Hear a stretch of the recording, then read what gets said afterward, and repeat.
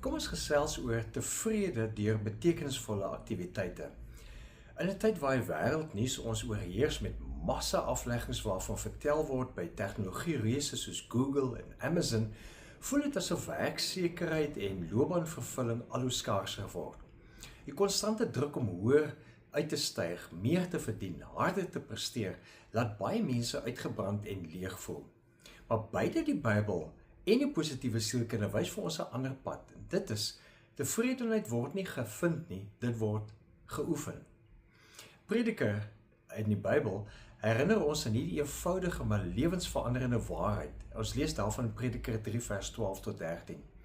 Ek het tot die insig gekom dat daar vir 'n mens niks beter is nie as om vrolik te wees en die goeie van die lewe te geniet. Dat die mens kan eet en drink en onder al sy arbeid nog die goeie kan geniet, ook dit is 'n gawe van God. Professor Martin Seligman verduidelik dat mense groter veerkrag en geluk ervaar wanneer hulle betekenis vind in hulle daaglikse aktiwiteite. En dit nie net in groot prestasies of in eksterne belonings nie. Ware vervulling groei wanneer jy die intrinsieke waarde van jou werk of jou daaglikse arbeid raak sien. Dit kan dinge wees soos die samewerking met 'n kollega, die impak van 'n klein bydrae, die vreugde van 'n taak wat goed afgehandel is.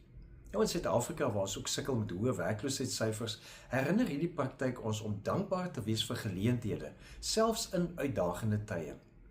Deur betekenisvolle oomblikke te begin waardeer en so tevredenheid te kweek, verander mens frustrasie in motivering. Jy bou sterker verhoudings by die werk en jy skep sodoende 'n siklus van positiewe groei. So laat hierdie tipe vrede of tevredenheid jou dryfkrag wees en so in jou loopbaan en ook jou betekenisvolle aktiwiteite nie net oorlewing word nie, maar juis 'n bron van innerlike stabiliteit en inspirasie vir kollegas, vir vriende, vir ander mense rondom jou. So wees tevrede deur betekenisvolle aktiwiteite. Leef geïnspireerd.